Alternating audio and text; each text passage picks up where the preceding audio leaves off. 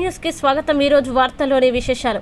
బేడా బుడుగ జంగాల సంఘం ఆధ్వర్యంలో పోచమ్మ బోనాలు। సిద్దిపేట జిల్లా హుస్నాబాద్ పట్టణంలో బేడా బుడుగ జంగాల సంఘం ఆధ్వర్యంలో పోచమ్మ బోనాలు మరియు ఎల్లమ్మ బోనాలు పోచమ్మ తల్లికి ఎల్లమ్మ తల్లికి నైవేద్యాలు సమర్పించారు। ఈ సందర్భంగా మహిళలు బోనం ఎత్తుకొని డప్పు చప్పుల మధ్య పోచమ్మ తల్లి గుడికి చేరుకుని బోనాన్ని నైవేద్యంగా సమర్పించి మొక్కులు చెల్లించారు। అనంతరం ఎల్లమ్మ తల్లికి బోనాలతో బయలుదేరి మొక్కులు